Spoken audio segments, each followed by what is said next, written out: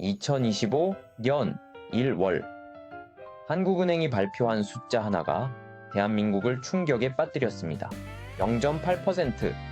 올해 우리나라 경제 성장률 전망치입니다. 작년만 해도 1.9%였어요. 그런데 3월에 1.4%로 낮췄죠. 그리고 6월에 0.8%. 불과 6개월 만에 절반 이하로 추락한 겁니다. IMF도 똑같은 전망을 내놨어요. 이게 무슨 의미인지 아십니까? 1%를 넘으면 올해 정말 잘했다고 박수쳐야 하는 시대가 온 겁니다. 여러분, 이건 단순한 숫자 노름이 아닙니다. 지금 이 순간 대한민국 경제의 DNA가 바뀌고 있습니다. 왜일까요? 뭐가 문제일까요? 솔직히 말씀드릴게요. 이 문제는 해결할 방법이 거의 없습니다. 왜냐고요? 이건 우리만의 문제가 아니기 때문입니다. 1990년대 일본을 기억하십니까? 잃어버린 30년이라고 불리는 그 시기, 전 세계 경제학자들이 일본을 비웃었어요. 일본 정부가 정책을 잘못해서 그렇다. 일본인들은 돈을 너무 아껴서 망하는 거야. 민족적 특성 때문이야. 온갖 분석이 쏟아졌습니다. 근데요, 2010년대가 되면서 그 경제학자들이 다 부끄러워했습니다. 왜? 유럽이 똑같이 무너졌거든요. 이탈리아, 스페인, 그리스. 2008년 금융위기 이후 유럽 경제가 박살났죠. 그때부터 새로운 용어가 생겼습니다. 재패니피케이션, 일본화 현상이라는 뜻이에요. 이게 민족성 때문이 아니구나. 정책 실패 때문이 아니구나. 그럼 뭐냐? 생산 연령 인구. 이 네 글자가 모든 걸 설명합니다. 15세부터 64세까지의 인구. 쉽게 말하면 일할 수 있는 사람들이죠. 돈 벌고 소비하고 세금 내는 사람들. 이 인구가 줄어들기 시작하면 그 나라는 0%대 성장으로 떨어집니다. 예외가 없어요. 일본? 1995년부터 생산 연령 인구가 줄었습니다. 유럽은 2010년부터 감소 시작. 그럼 한국은 2025년입니다. 바로 올해부터요. 숫자로 보시죠. 2008년 금융위기 이후 16년 동안 유럽은 8% 성장했습니다. 같은 기간 미국은요? 88% 성장했어요. 10배 이상 차이 나는 겁니다. 왜 이런 일이 벌어졌을까요? 유럽은 1992년부터 합계 출산율이 2.1에서 1.4로 떨어졌어요. 1992년에 태어난 아이가 성인이 되는 시기, 2012년 정도죠. 정확히 그때부터 유럽 경제가 무너졌습니다. 미국은 달랐어요. 2007년까지 합계 출산율이 2.1이었거든요. 선진국 중 유일했습니다. 2007년생이 성인이 되는 시기는 2027년쯤.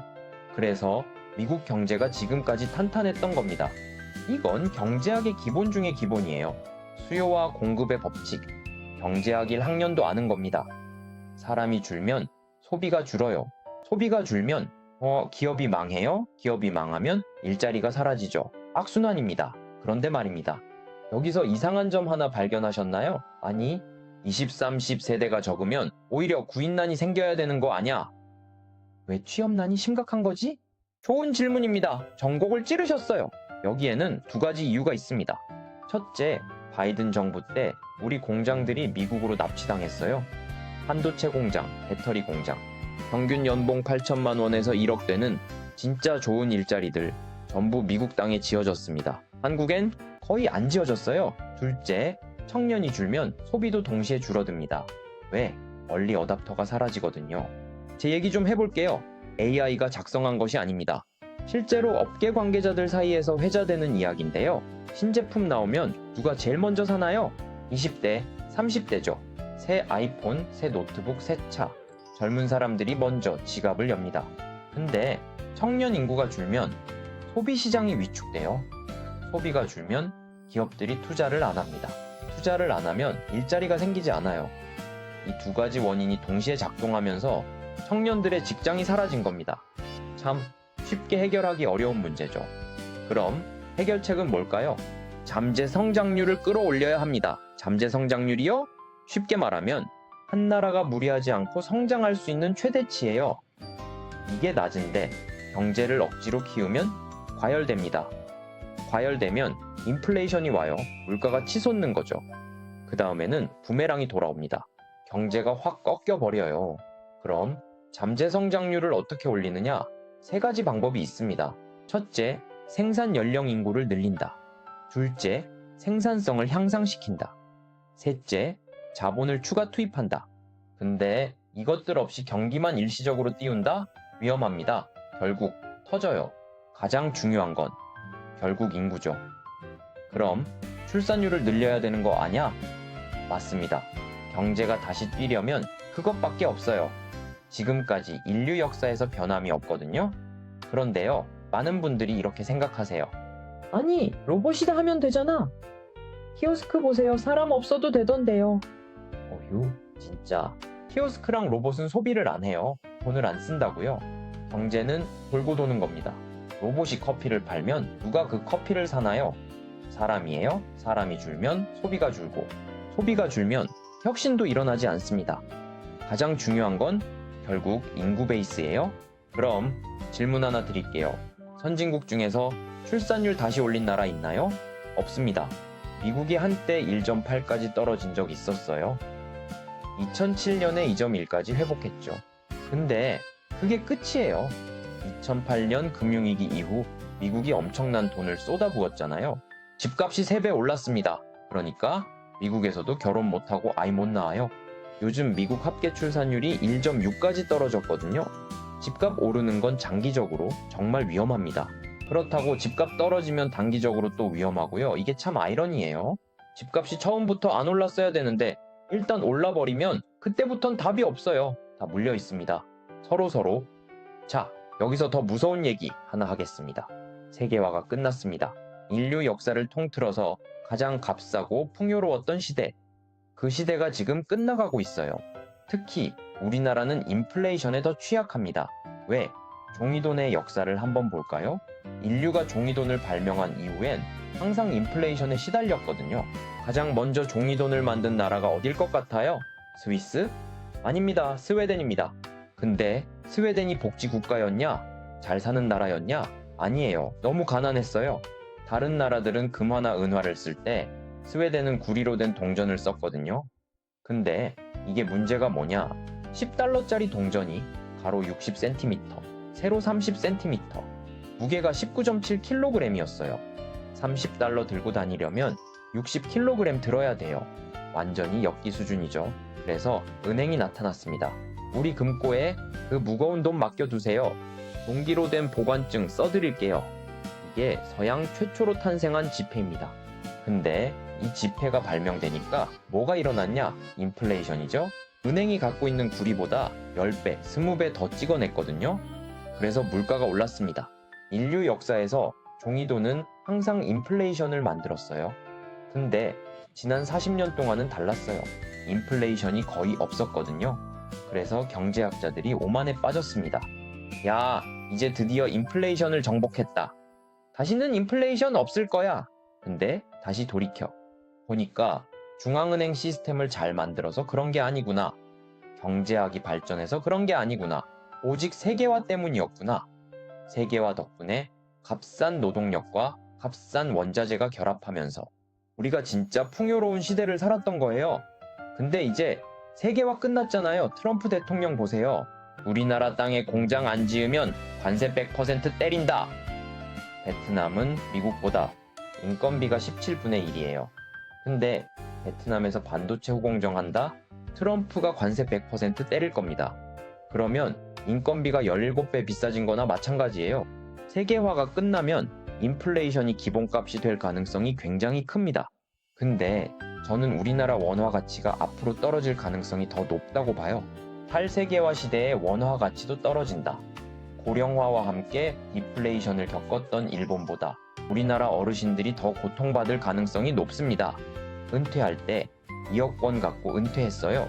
근데 물가가 4배 올랐어요. 그럼 은퇴 자금의 실제 가치가 5천만 원 수준이 되는 거잖아요. 어르신들의 삶이 정말 위협받을 수 있습니다. 그럼 나는 어떻게 방어해야 돼요? 내가 버는 월급은 안 오르는데 물가만 오르면 나는 계속 손해보는 거 아닙니까? 맞습니다. 그래서 꼭 인플레이션 해지를 반드시 해야 됩니다. 해지?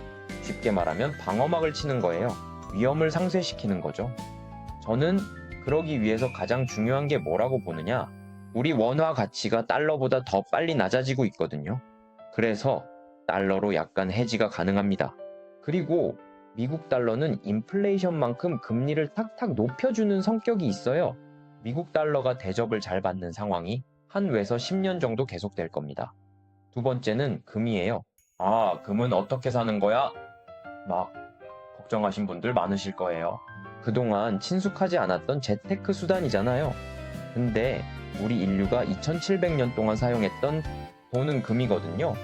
그 전엔 사람들이 다 금화나 은화를 믿었던 거니까 금을 투자에 포함시키는 게 중요합니다. 근데 금은방에서 사면 문제가 뭐냐? 일단 부가세가 10% 붙어요. 그리고 금은방도 마진을 5% 정도 붙여야 되잖아요. 그래서 15% 정도가 비쌉니다. 제가 가장 권하는 건 KRX 금시장이에요. 한국거래소에서 운영하는 겁니다. 특별히 정부에서 이 시장을 육성하기 위해서 면세 혜택을 줬거든요. 양도세나 이런 세금도 따로 없어요. 부가세도 없습니다. 다만 실물로 찾을 때는 10% 부가세를 내야 되지만 실물로 안 찾으면 굉장히 유리한 투자 방식이거든요. 세금이 약간 있고 거래 수수료도 약간 있는데요. 가장 좋은 방법 중 하나예요. 그리고 원자재를 활용하는 방법도 있습니다. 금광 회사나 원자재 회사의 주식을 사는 것도 인플레이션 해지가 돼요. 다만 비중을 50% 가져간다. 이런 식으로 하면 안 되고요. 황금 비율로 잘 맞춰놓고 본인이 잘 계산을 해야 돼요. 그 비중을 제대로 가져간다면요. 제가 보기엔 인플레이션 해지를 충분히 할 수 있을 거라고 봅니다. 어떤 방식으로든지 금이라는 원자재와 관련된 포트폴리오를 구성해라. 이 얘기입니다. 포트폴리오? 투자 자산의 조합이에요. 계란을 한 바구니에 담지 말라는 말 들어보셨죠? 여러 바구니에 나눠 담는 게 포트폴리오입니다. 근데 우리나라는 미국하고 다른 점이 또 하나 있어요. 아주 중요하게 금융시장에서 다른 점인데요. 미국 같은 경우 전쟁이 2945년에 끝났죠. 유럽도 그렇고요. 그럼 베이비붐 세대가 언제부터 태어났냐? 1946년부터 1964년생까지가 베이비붐 세대입니다. 베이비붐, 아기가 폭발적으로 태어났다는 뜻이에요. 전쟁 끝나고 다들 결혼하고 애 낳았거든요. 그러면 가장 어린 베이비붐 세대는 1964년생이니까 지금 몇 살이에요? 61살이 됐죠. 이게 왜 금융시장에 큰 영향을 미치냐? 60살까지는 대체로 현역이니까 월급을 받으면서 저축을 하죠. 근데 61살이 되면 어떻게 될까요? 대체로 은퇴를 하니까 쌓아뒀던 돈을 까먹으면서 지출을 합니다. 저축이 점점 줄어들겠죠. 그래서 선진국들은 지금 금리가 계속 올라가고 있는 거예요. 저축은 줄고 돈 쓸 사람은 많으니까요. 자, 근데 우리나라는 어떤 상황일까요? 우리나라는 전쟁이 늦게 끝났기 때문에요. 우리나라 베이비붐 세대는 1954년생부터 1974년생까지입니다. 우리나라 베이비붐 세대 중 가장 어린 사람이 51살밖에 안 됐어요. 그러니까 되게 젊죠. 아직도 현역이라서 저축을 하죠. 그래서 우리나라 금리가 미국보다 낮은 상태로 한 5년 정도는 지속될 수 있거든요.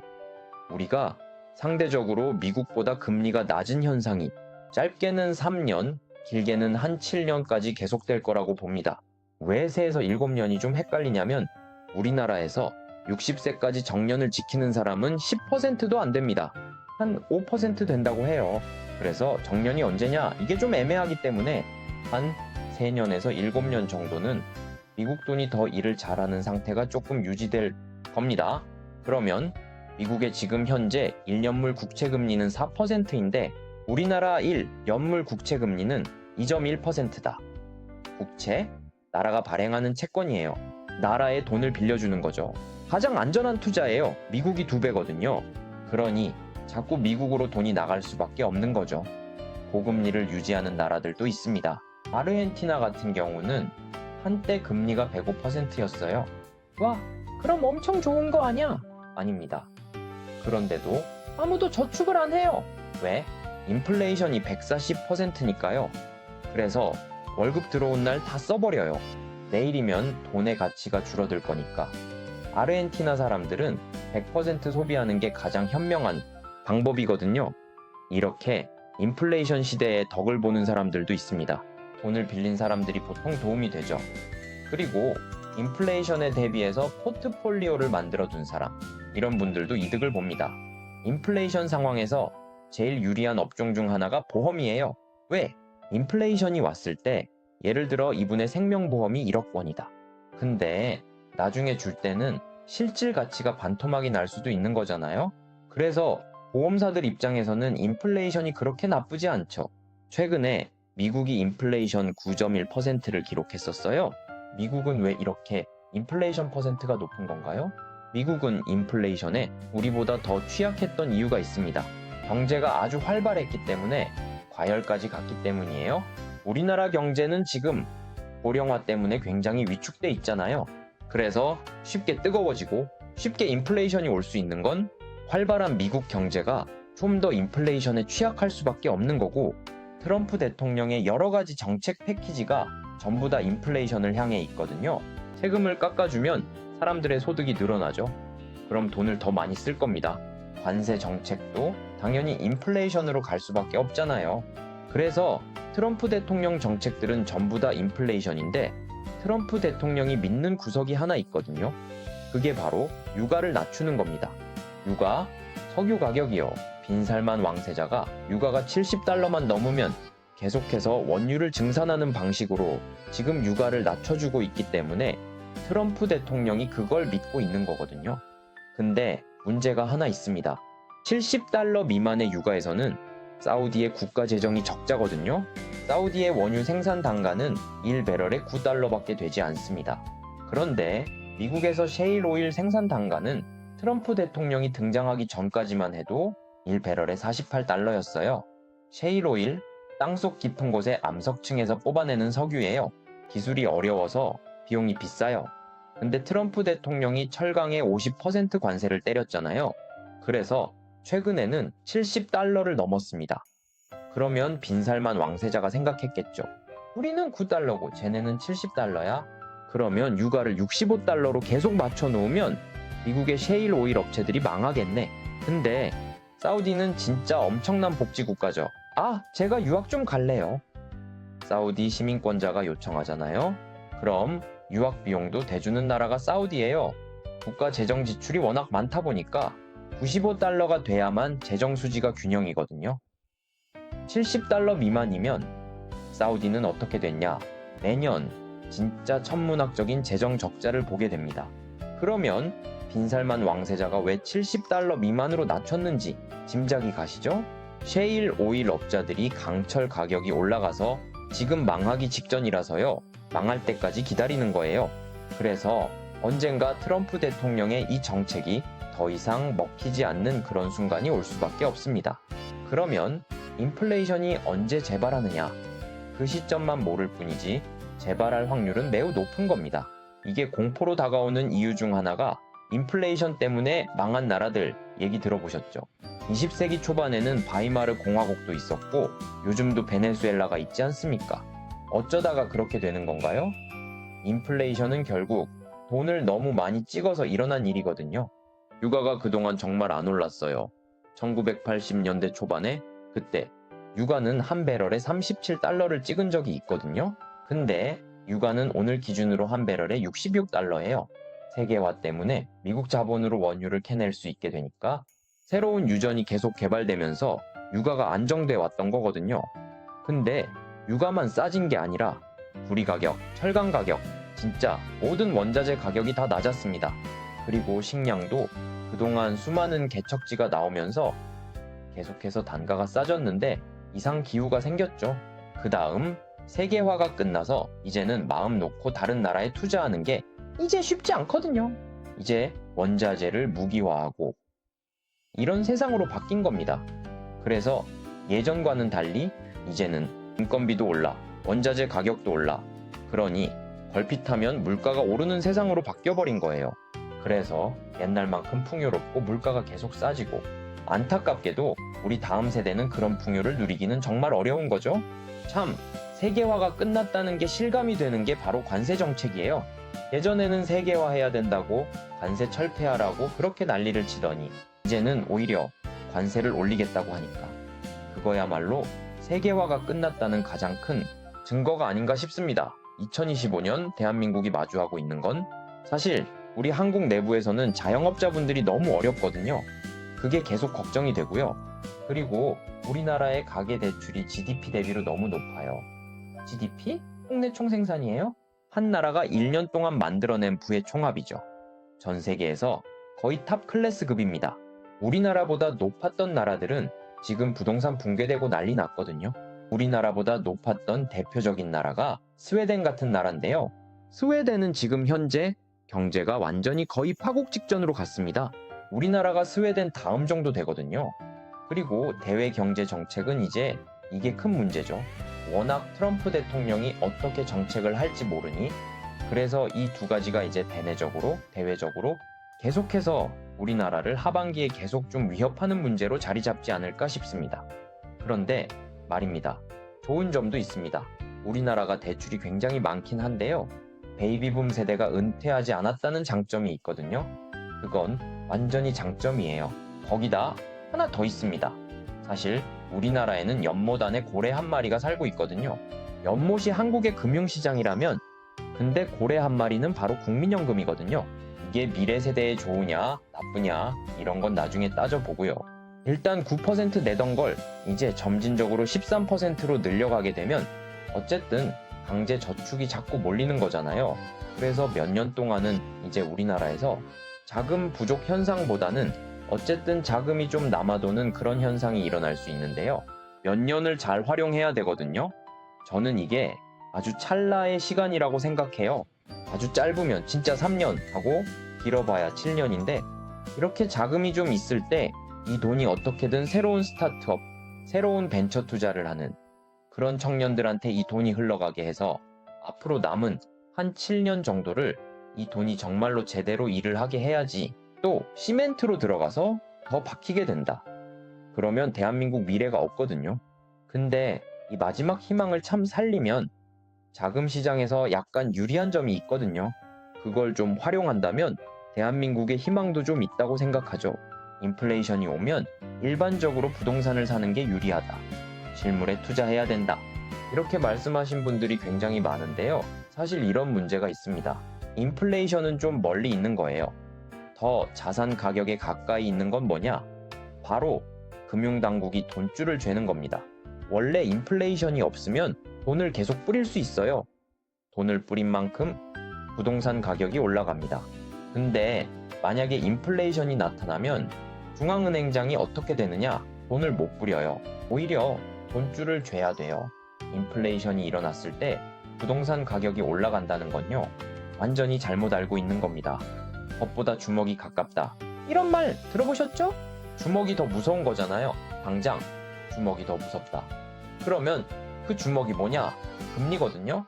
일반적으로 인플레이션이 왔을 때 중앙은행이 그걸 방치하는 터키에나 아르헨티나를 제외한 나머지 나라들은 대부분 다 돈줄을 죄어서 인플레이션을 잡으려고 하기 때문입니다. 일반적으로 인플레이션은 부동산의 적 같은 존재가 됩니다. 그런데 인플레이션이 마일드하게 일어난다. 이때가 부동산에 가장 좋은 거죠. 마일드, 온화하다는 뜻이에요. 적당하다는 거죠. 그리고 인플레이션이 강하게 일어난다. 이거는 반드시 긴축을 해야 되기 때문에 사실 실물 자산에 오히려 압박을 줄 수 있습니다. 어느 정도 인플레이션이냐가 부동산 경기에 영향을 미치는 거군요. 한 2% 정도 인플레이션을 마일드하다고 우리가 보거든요. 그리고 3%를 넘어가면 이건 좀 문제가 있는데 라고 생각합니다.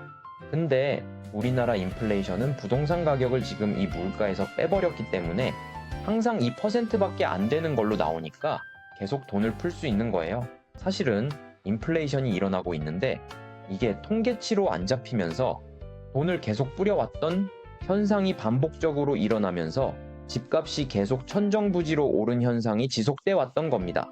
우리가 몇 년 전만 해도 원화가 한 1,000원이었잖아요. 1달러에. 근데 이제는 너무나도 당연하게 1달러에 1,300원이 넘는 게 당연하게 느껴지죠. 그리고 심지어 1,400원대 눈앞이란 얘기도 나왔었죠. 이 모든 일은 전부 다 그동안 원화를 많이 찍었기 때문에 일어난 일입니다. 우리가 건강한 생태계라고 하면 종의 다양성이 확보된 생태계이잖아요. 사실은 이게 개인의 포트폴리오나 아니면 개인의 커리어에서도 이게 마찬가지거든요. 많은 분들이 지금 같은 세상에서 이제 한 길만 막 파는 거 옛날에는 먹혔는데 지금은 좀 세상이 달라진 것 같아요. 그래서 그 능력의 포트폴리오도 다양성을 갖출 필요가 있고, 그러려면 계속해서 교류를 하고 사람들을 많이 만나야 된다고 저는 생각하고요. 그 과정에서 계속 끊임없이 새로운 생각들을 자꾸 받아들이고 그걸 활용하고, 이런 능력들이 굉장히 필요하다고 생각합니다. 재테크를 봐도 똑같아요. 많은 분들이 최근에 보면 비트코인에 몰빵했어. 더 심각한 거 알트코인에 몰빵했어. 몰빵? 전 재산을 한 곳에 다 넣는 거예요. 알트코인? 비트코인 말고 다른 암호화폐들이요. 이런 얘기들을 들을 때마다 걱정이 되거든요. 일단 포트폴리오를 딱 하나 만들어 놓고 종의 다양성 쫙 만들어 놓은 다음에 그걸 바꾸지 않아도 주가가 예를 들어 한 30%쯤 떨어져도 다른 자산이 충분히 이걸 커버해 줄 수 있는 그런 자산, 반대로 움직이는 자산이 얼마든지 있거든요. 그걸로 균형을 만들어 놓으면 일시적으로 떨어진 자산에 이런 어떤 추락이 가난에 빠지게 하거나 이렇게 만들지는 않거든요. 근데 그 균형을 만들어 놓지 않고 정말 회귀화시키면 아주 작은 위기에도 넘어지게 되고, 그리고 다시 못 일어납니다. 이제는 위기가 오면 복합 위기가 와서 다시 못 일어날 그런 위기들이 정말 자주 오는 그런 세상으로 바뀌었기 때문에 그 어느 때보다도 이제는 생태의 건강을 위한 종의 다양성을 만들어가는 게 앞으로 가장 중요한 일이 아닐까, 이렇게 생각을 합니다. 지금 20, 30세대가요, 대한민국이 생긴 이래 처음으로 부모 세대보다 가난할 거다, 이런 얘기가 지금 나오고 있습니다. 한국은행에 따르면요, 2025년 1분기 기준으로 해서 청년층의 변동금리 대출 비중이 전체 대출의 73%라고 합니다. 변동금리? 금리가 계속 바뀌는 거예요. 금리 오르면 이자도 올라가죠. 위험한 겁니다. 전 세대를 아울러서 가장 높은 수치라고 하거든요. 청년층이 이렇게 계속해서 빚이 많아지는 근본적인 이유는 뭔가요? 한국만이 아니고요. 전 세계적으로 일어난 현상입니다. 전 세계적으로 지금까지 어떤 일이 있었냐면 각국의 중앙은행들이 돈을 엄청나게 풀었거든요. 어떤 나라든 똑같습니다. 선진국은 다 똑같고요. 그런데 은행이 돈을 풀었을 때 어떤 문제가 있냐? 한국은행이 돈을 풀었어요. 그러면 제 주머니로 돈이 안 들어와요. 그 돈은 어디로 가냐면 100% 은행한테 갑니다. 근데 은행은 민주적으로 A씨 1억입니다. B씨 1억입니다. 이렇게 돈 안 줘요. 어떻게 돈을 주느냐? 돈이 많고 신용도가 높은 사람한테는 낮은 금리로 더 많은 돈을 줍니다. 그래서 한국은행이나 연준이 돈을 풀면 부자들한테 훨씬 더 유리하거든요. 특히가 문제가 되느냐? 경제 위기가 오잖아요. 그러면 돈 풀죠. 그런데 가난한 사람들은 절대로 돈을 못 빌려요. 네오, 신용도가 낮구나. 돈 안 빌려줘? 이렇게 되거든요. 그래서 지금까지 한 20, 30년 동안 계속해서 경제 위기 올 때마다 연준이든 한국은행이든 계속 돈을 풀고, 그때마다 부유층과 빈곤층의 차이가 점점 벌어졌습니다. 주가가 반토막 나고 집값도 반토막 나고 자산 가격이 막 떨어졌을 때 돈을 왕창 빌려다가 집을 얼마든지 살 수 있는 사람은 부유층이거든요. 그래서 미국에서 어떤 일이 일어났냐면 상위 1%가 갖고 있는 자산이 하위 90%가 갖고 있는 자산보다 더 많아졌어요. 이건 말이 안 되거든요. 하위 90%면 거의 전 미국이 있잖아요. 그래서 대공황이 온 거예요. 왜냐하면 부유층 1%가 모든 부를 다 가지니까요. 하위 90%는 부가 없죠. 그래서 소비를 할 수가 없는 거예요. 그래서 공장에서 아무리 좋은 물건을 만들어내도 소비를 못하니까 디플레이션이 심각해졌고 대공황이 됐죠. 디플레이션이요? 물가가 내려가는 거예요. 좋은 것 같지만 사실은 재앙입니다. 왜냐하면 소비를 안 하니까 기업이 망하거든요. 자, 지금도 굉장히 비슷한 상황이 됐는데 대공황 직전하고 지금은 어떻게 달라졌냐? 빈부격차가 엄청나게 커지니까 이제 다른 꼼수를 내기 시작했습니다. 각국 정부가 빚을 내서 돈을 뿌리는 방법을 쓰거든요. 아니면 세금을 깎아줘요. 근데 그 돈은 전부 다 어디서 나오죠? 30년짜리 채권을 발행한다. 그러면 30년 뒤에 미래 세대한테 돈을 약탈해서 오는 겁니다. 그래서 청년들이 왜 지금 더 가난해졌냐? 모든 선진국이 처음에는 중앙은행 때문에 빈부격차가 커졌고 그걸 줄이려고 재정을 늘렸는데 그게 전부 다 사실 미래 세대한테 빌려온 돈이거든요. 그러다 보니까 전 세계 청년들이 지금 부모 세대보다 가난해졌고 우리나라는 그 초입에 있어요. 이제 시작입니다. 그래서 나는 어떻게 해야 되죠? 저도 상당히 걱정스럽죠. 왜냐면 옛날에는 정말 쉬웠어요. 왜냐면 재테크가 필요 없었거든요. 한국은행 자료를 다 뒤져본 적이 있어요. 우리나라에서 예금 금리가 가장 높았을 때요. 한국의 최고 예금 금리는 몇 %였을까요? 제형 저축이라는 게 있었는데 그때 금리가 38%였습니다. 38%? 와, 워렌 버핏이 1년 수익률이 연평균 21.5%였거든요. 근데 우리나라 제형 저축은 38%였으니까 워렌 버핏을 보면서 요, 그거밖에 수익률이 안 되시나요? 이렇게 말할 수 있었던 때가 있었거든요.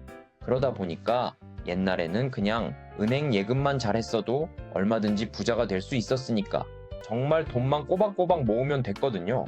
근데 지금 20, 30세대 같은 경우는 은행 금리 기껏해야 2%대 중반 그걸로 도대체 얼마를 모을 수 있을까?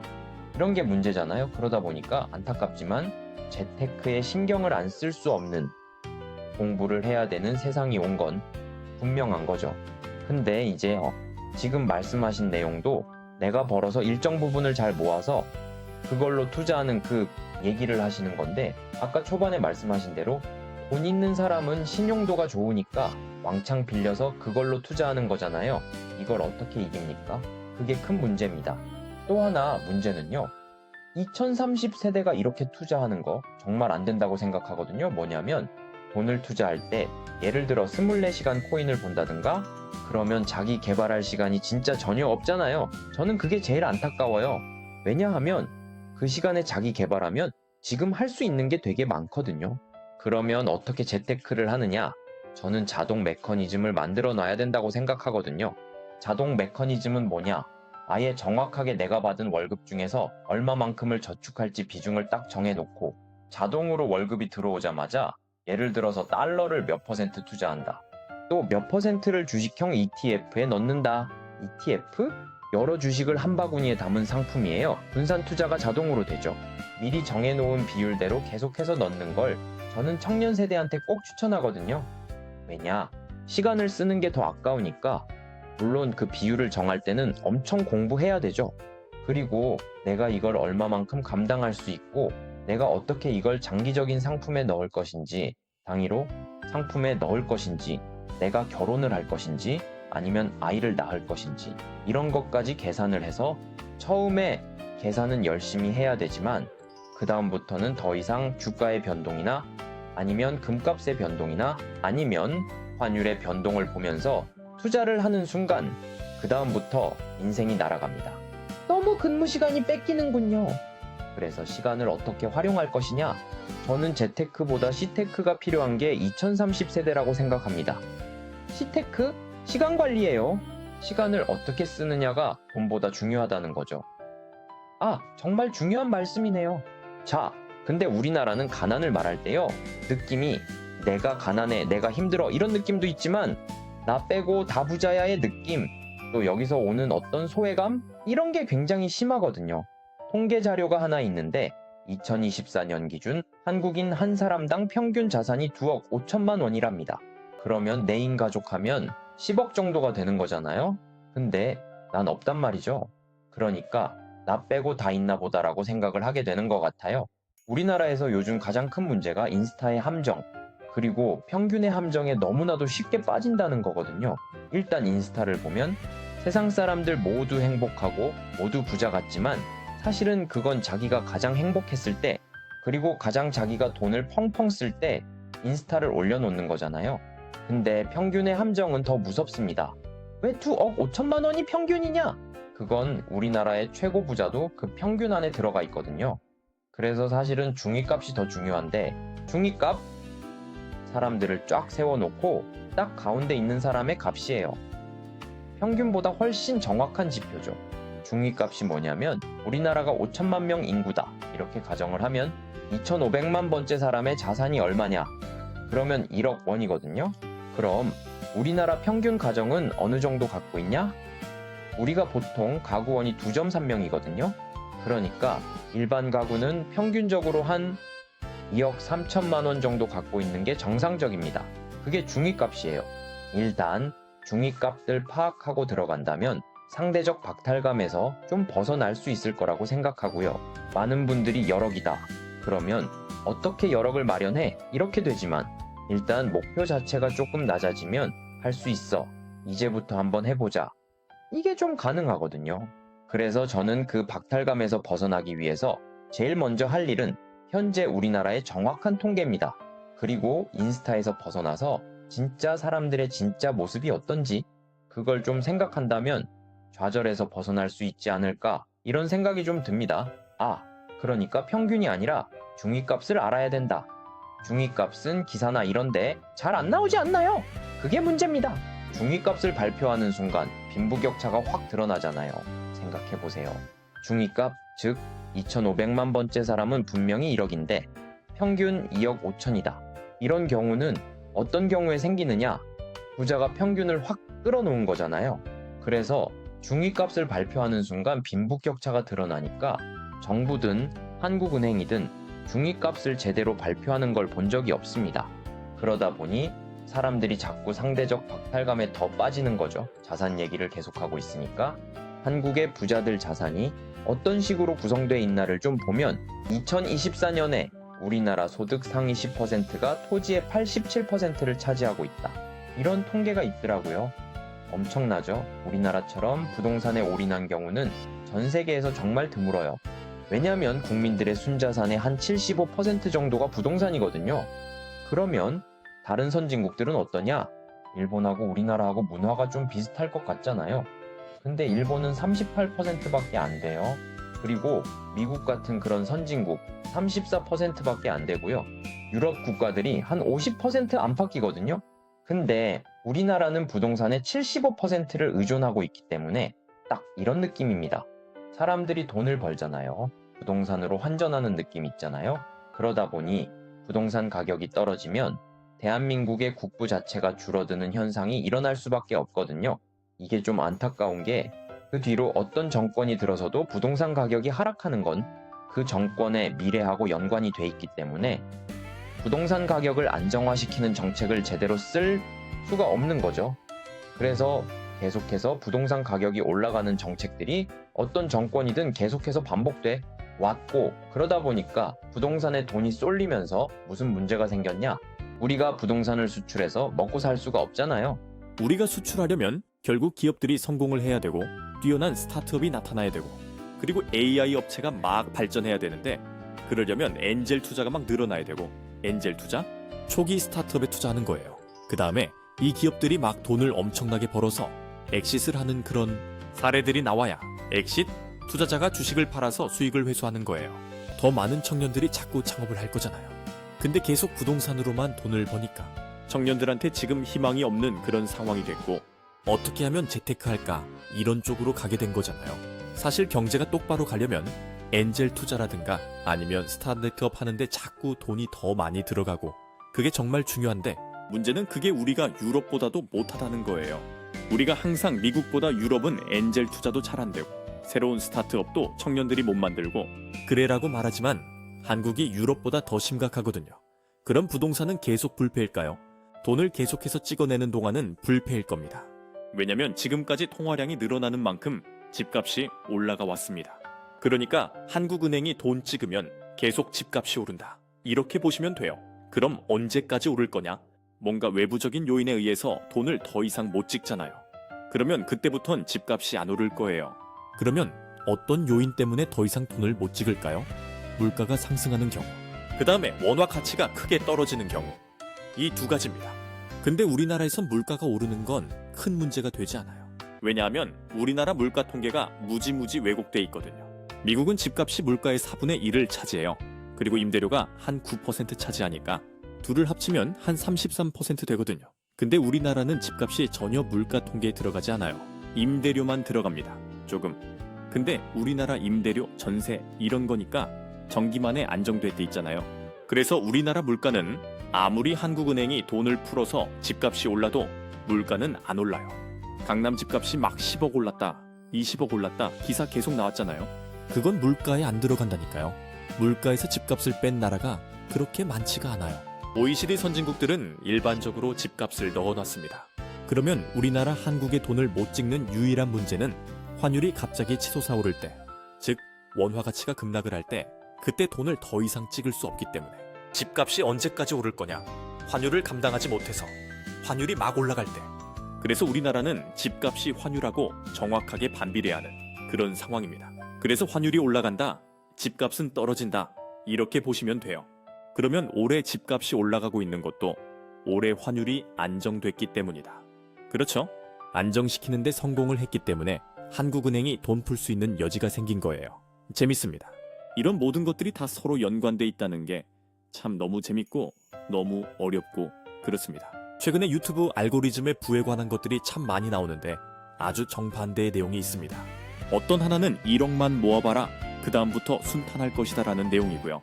어떤 하나는 1억 열심히 모아봐라, 그걸로 뭐라도 할 수 없을 것이다, 이런 내용도 있거든요. 뭐가 맞을까요? 저는 개인적으로 1억만 모으면 그걸로 뭘 할 수 있다, 이건 저는 좀 잘못된 접근이라고 생각해요. 1억을 모아가는 경험, 그 경험이 그분을 앞으로 이끌고 가는 힘이 될 건데 1억을 모은 다음에 시작해라, 이것도 벌써 제가 보기에는 좌절하게 만드는 거라고 전 생각하거든요. 그 과정 속에서 굉장히 많은 걸 분명히 얻어냈을 거라고 생각하거든요. 1억은 정말 쉬운 돈이 아니잖아요. 쉬운 돈이 아니죠. 특히 아무것도 없을 때 처음 1억 모아볼 때는 정말 어렵죠. 그 경험이 그분을 벌써 한 단계 뛰어넘게 만들었기 때문에 저는 두 쪽 다 아니고 그 경험 자체가 굉장히 중요하다고 생각합니다. 그러니까 한 억이 있어서 잘 되고 안 되고가 아니라 1억을 열심히 모아본 사람이 배우는 것이 있다. 그렇죠. 자, 그러면 젊은 세대가 한 억 모으려면 어떻게 해야 하나요? 이거 진짜 어려운데요. 사실은 이런 재테크 원칙을 제가 2019년부터 계속 말씀드려왔는데 저는 전 재산의 50%를 달러로, 그 다음에 전 재산의 10%는 금으로 이 원칙을 세웠습니다. 2019년에 그런 원칙을 세웠던 이유는 뭐냐면 일단 우리나라가 미국보다 더 빠른 속도로 돈을 찍고 있어요. 그러면 어느 돈이 더 가치가 낮아질까요? 당연히 우리 원화죠. 그리고 두 번째는 전 세계가 돈을 너무 많이 찍었거든요.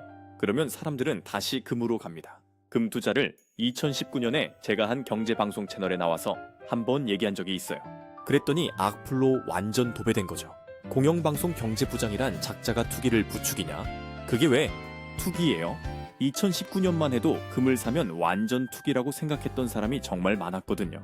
왜 그러냐면 그때만 해도 금값은 1g에 48,000원이었거든요. 지금 오늘 기준으로는 한 그램에 15만 원이 넘었어요. 그러니까 그때까지 말해도 금값이라는 건 항상 떨어지는 거고 이게 올라갈 리가 없다라는 신념을 갖고 계신 분들이 너무 많았거든요. 그 원인이 뭔지 아십니까? 금이 1980년부터 2000년까지 생산량이 3배나 늘었거든요. 생산 기술이 4번이나 혁명이 일어났고 그 다음 두 번째는 세계화 때문에 제3세계라고 불렸던 남미라든가 이런 곳에서 금광이 발견되면서 엄청 많이 쏟아져 나왔거든요. 근데 정말로 신기한 게 2008년부터 12년 사이에 금값이 6배 오르니까 금광 회사들이 금광을 개발하는데 돈을 3배 정도 또 투자했거든요. 근데 금광을 개발하는데 보통 6년 걸리니까 그럼 2016년, 2017년 되면 금 생산량이 3배로 늘어나야 될 거잖아요. 근데 금 생산량이 거꾸로 2016년부터 줄어들기 시작한 겁니다. 왜 그러냐? 세계화의 효과, 그 다음에 금광 기술 혁명, 이게 끝나버렸어요. 그래서 금광에 대한 아무리 투자해도 금 생산량이 줄어드니까 제가 2018년, 2019년부터 자신감을 가진 거죠. 야, 금 생산량은 이제 거기서 멈췄구나. 그래서 더 이상 늘어나지 않는 상태라면 이제는 돈, 찍은 만큼 금값이 올라가게 되구나. 그래서 두 가지 원칙을 세운 게 뭐냐? 달러로 환전을 해야 된다. 그리고 저는 장기채는 되게 권하지 않습니다. 단기 국채만 권하거든요. 미국 국채에서 장기 국채는 지금 사면 여러 가지 문제점들이 있어서 단기 국채. 그리고 미국 주식 ITF를 2019년에 권했었고요. 지금은 이제 미국 주가가 한껏 올라 있기 때문에 아주 적극적으로 미국 주식 ETF를 권하진 않고 달러를 갖고 있다면 단기 국채, 그리고 금을 계속해서 쌓아나가는 방식, 요게 지금 현재 저는 아직도 유효한 방법이라고 생각하고 있습니다. 조금 더 다른 각도에서 한번 여쭤보겠습니다. 제가 이렇게 만나서 얘기를 해보면 일부 20대에서 30대 초반의 사람들은 일할 데가 없다. 내가 원하는 일자리는 나를 뽑지 않고 내가 원하지 않는 일자리에 가서 내 시간을 낭비하기도 싫고, 그러다 보니 아예 일을 안 하겠다라고 하시는 분들도 꽤 많이 있거든요. 어떻게 하면 그런 분들을 다시 일하고 싶게 만들 수 있을까요? 청년 세대가 지금 현재 그 어느 때보다도 어려운 그런 상황에 처해 있는 건 맞습니다. 다만 가만히 있으면 진짜 방법이 없거든요. 한 사례를 소개하겠습니다. 핀란드에서 노키아가 망한 적이 있거든요. 아이폰이 등장하기 전까지만 해도요, 노키아가 전 세계 시장 점유율 50%를 넘었거든요.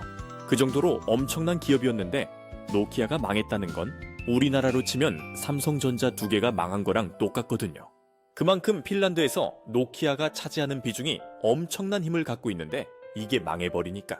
당시에 이제 핀란드에 있는 알토 대학교, 명문 대학교 공대인데 이 학생들이 전부 다 취업이 안 되는 거예요. 매년 몇만 명씩 뽑던 그런 기업이 갑자기 취업을 아무도 안 시켜주니까. 이 학생들이 어떻게 했느냐? 다 같이 모여서 창업 연구하고 동료 연구하다 보니까 거기서 나온 게 앵그리버드라든가 이런 놀라운 다시 혁신들이 나타났거든요. 그래서 핀란드는 그 이후로 정말 대단한 창업 국가로 변신을 했죠.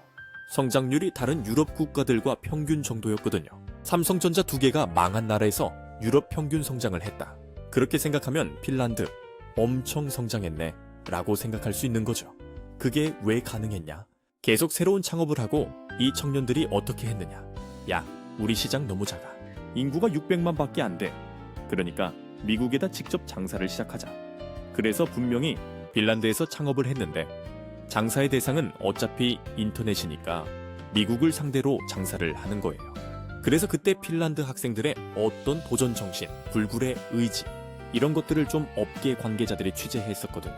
물론 어려운데 계속 시도를 하지 않으면 방법이 없거든요. 그리고 왜 나한테는 예전에 40대, 50대가 갖고 있던 그 기회가 없느냐라고 한탄하기에는 이미 세상이 다 바뀌어버렸잖아요.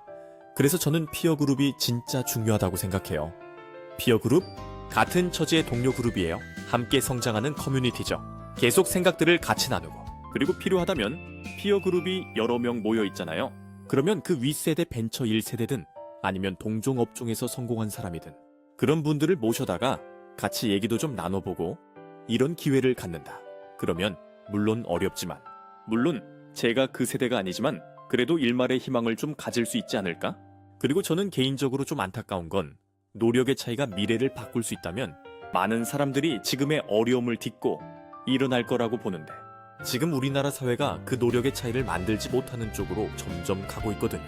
그래서 약간 부의 대물림도 자꾸만 되고 있고 그런 것들이 사람들을 좀 더 좌절하게 만들고 이런 상황인데 이걸 바꾸려면 청년들한테 좀 더 많은 기회를 줘야 하고 그리고 청년들이 도전했다가 실패했을 때 안전망이 좀 있는 게 아주 중요하다고 생각합니다. 저는 그 부분이 진짜 핵심인 것 같아요. 실패했을 때도 안전하게 해주는 거. 그렇죠. 우리나라가 실패했을 때 가장 가혹한 나라거든요. 그 이유는 왜 그러냐면 미국에서는 돈을 빌려줄 때 돈을 빌려주는 쪽에서의 도덕적 해이도 따집니다. 너 왜 제대로 심사 안 하고 돈을 빌려줬어? 하기 때문에 양쪽 다 도덕적 해이를 따지는데 우리는 항상 돈을 빌려간 쪽에 끝까지 책임을 묻는 그런 문제가 있어서 심각한 약간 비대칭이 있어요. 그러다 보니까 은행들이 어떻게 하냐면 돈을 빌려줄 때 막 빌려주는 거죠. 그래서 신용불량자가 많이 양산되는데 사실은 그런 부분들을 이제 미국처럼 은행한테도 책임을 물리게 하는 그런 방법이 있고요. 자, 그럼 유럽 방법이 또 있어요. 유럽은 일단 도전하게 만들고 실패하잖아요. 그럼 뒤에서 사회 안전망이 받쳐주는 방식이에요. 복지로 커버하는 거죠. 그러면 우리는 어떤 방향으로 청년들한테 도전하게 만들 것인가를 이제 고민해야 되잖아요. 미국처럼 얼마든지 패자 부활이 가능한 금융 시스템을 만들어서 미국식 자본주의 방식으로 갈 수 있고 유럽식으로 충분히 또 사회 안전망도 만들 수 있고 하이브리드도 할 수 있고 이걸 연구를 해야 되는데 아무것도 만들지 않으면 청년들은 점점 이제 도전하지 못하고 점점 더 움츠러들고 그러면 우리 경제 전체가 앞으로 전진을 못하고 뒤로 퇴보하겠죠. 그런데 지금 청년들이 처한 상황이 뭔가 한국식의 어떤 도전하지 못하는 그런 상황, 그쪽으로 가는 것 같아요. 최근 인터넷에서 한 업계 관계자의 인터뷰를 봤는데 마크 큐번이라는 미국의 억만장자가 이런 말을 하더라고요. 20번을 실패해도 상관없다. 한 번만 성공하면 되니까 이렇게 얘기를 하더라고요. 근데 이게 미국인가? 이게 미국의 창업의 분위기인 건가? 우리는 어떻게 해야지 이런 분위기가 될 수 있을까? 있을까라는 생각을 제가 실제로 했었습니다. 왜냐하면 우리는 지금 사실 한 번 실패하면 두 번째 기회도 잘 안 주어지는 나라니까요.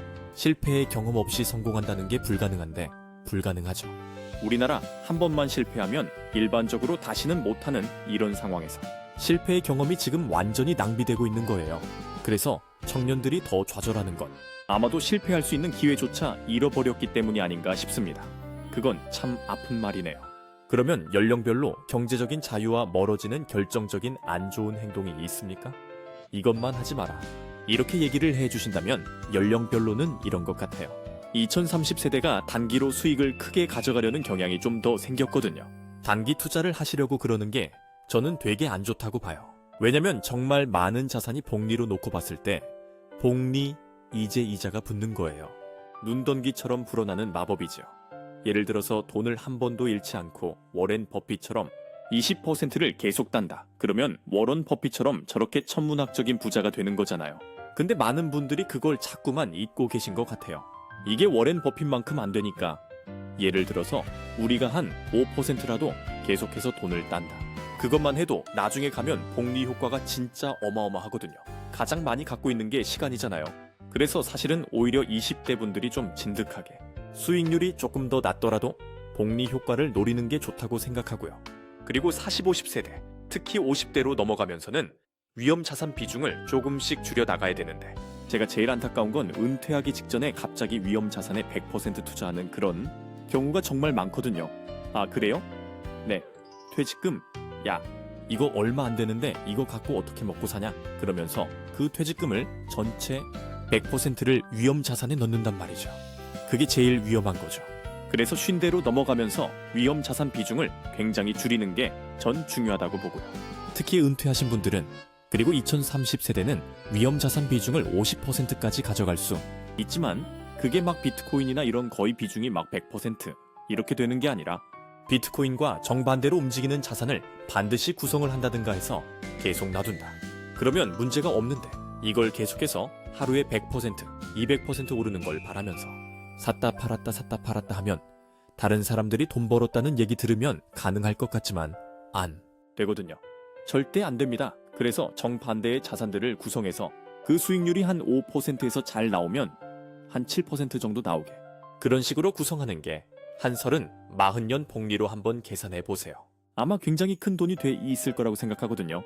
그런 방식으로 좀 시간을 잘 활용하는 방식, 이 방식이 중요하다고 봅니다. 그럼 이 재정관리, 나의 어떤 경제적인 상황을 잘 관리해 나가는 게 이게 어떻게 보면 2030 세대부터 시작해서 죽을 때까지 평생 동안 해야 될 일일 텐데 좋은 재정관리 습관을 들여야 된다면 어떤 게 제일 중요합니까? 당연히 얼마를 저축할지 미리 정해놓고 그 안에서 생활비를 만들어 놓고 써야지. 만약에 그런 걸 정해놓지 않고 쓰게 되면 결국은 월급 다 쓰게 되거든요. 그러니까 저축 활동을 미리 계획해놓고 써야 되고요. 그 다음에 꼭 하나 충고하고 싶은 건 해지가 안 되는 상품을 너무 젊은 분들이 들어놓는 거 되게 위험하다고 보거든요. 은행 상품은 전 괜찮다고 보는데 보험 상품이나 이런 것들은 해지했을 때 예를 들어서 원금의 70%밖에 못 찾는다 이런 것들이 있거든요. 그래서 만약에 목돈을 그렇게 해지가 안 되는데 넣는다든가 그리고 또 하나는 결혼이 필요한데 결혼 자금을 갑자기 비트코인에 왕창 투자한다든가 이런 식으로 투자하는 게 저는 위험하다고 생각하거든요. 그것만 아니라면 제가 보기에는 어쨌든 절반에 승리하고 들어가는 게 아닌가라고 생각합니다. 투자의 비트코인 얘기가 가끔 나와서 비트코인의 미래는 어떻게 보시나요? 저는 개인적으로 비트코인이 완전히 허구다 이렇게는 절대 생각하지 않아요. 근데 이제 비트코인에 대해서 이런 정도 생각을 하고 있습니다. 기본적으로 비트코인은 미국의 연준이 돈을 뿌린 만큼 현재 가격이 올라가는 시스템이거든요. 근데 아주 재밌는 게 있습니다. 돈을 뿌렸을 때 문제는 나스닥하고 같이 올랐다, 같이 떨어져요. 나스닥, 미국의 기술주 중심 주식시장이에요. 애플, 구글, 테슬라 같은 회사들이 상장된 곳이죠. 단지 비트코인이 한 3배 정도 강하게 올랐다, 강하게 떨어져서 꼭 3배 레버리지한 상품처럼 돼 있거든요. 레버리지? 지렛대예요. 적은 돈으로 큰 돈 투자하는 거. 수익도 크지만 손실도 커요. 그리고 약간 선행합니다. 비트코인이 먼저 움직이고 그 다음에 한 일주일쯤 뒤에 나스닥이 움직이거든요. 그래서 나스닥하고 같은 방향의 투자를 하고 싶다. 그러면 비트코인을 사는 게 맞는 거죠. 근데 금이 정반대예요. 그래서 저는 충분히 미국 주식을 갖고 있고 미국 주식 ITF를 갖고 있기 때문에 저는 그거와 반대되는 자산으로 금을 갖고 있는 거거든요. 해지용도. 네, 그렇죠. 그래서 정말 흥미로운 게 뭐냐면 2008년 글로벌 금융위기가 왔을 때 미국 주가가 반토막 난 적이 있었거든요. 거기에 근데 그때 금값은 크게 안 떨어졌어요. 한 10에서 20% 처음에 떨어졌죠. 왜? 경제 위기가 오니까 금도 팔아야죠. 근데 미국 정부가 온갖 방법으로 재정 지출을 하고 연준이 통화 정책으로 돈을 엄청 뿌렸잖아요. 그러면 먼저 뭐가 올랐냐?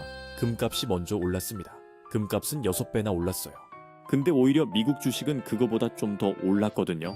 그 당시에도. 다만 금도 너무 믿으면 안 되는 게 경제 위기가 오잖아요. 그럼 금도 팔아요, 사람들이. 왜냐면 생활비를 마련해야 되니까. 다만 미국 연준이 돈을 뿌리잖아요. 그러면 금값이 바로 또 시작하죠. 그래서 비트코인은 나스닥하고 순방향 자산, 그리고 금은 나스닥과 역방향 자산으로서 포트폴리오에 넣어둘 필요가 있다라고 보는 거죠. 자, 그러면 이 방송을 보는 사람들이 오늘 얘기 이외에도 평소에 좀 거시경제 공부를 할 필요가 있다, 여기저기서 정보를 받아들일 필요가 있다라고 생각하실 텐데 그렇게 끝인사를 한번 좀 해주시죠. 지금 새로운 세상이죠. 옛날에는 우리 국내만 보면 됐습니다. 근데 이제는 트럼프 대통령이 기침을 하면 우리나라에서 정말 큰일 났네, 이런 생각들을 하게 만들잖아요. 그리고 또 하나 문제점은 세계 곳곳에서 걸핏하면 전쟁이 나는 그런 세상이 왔거든요.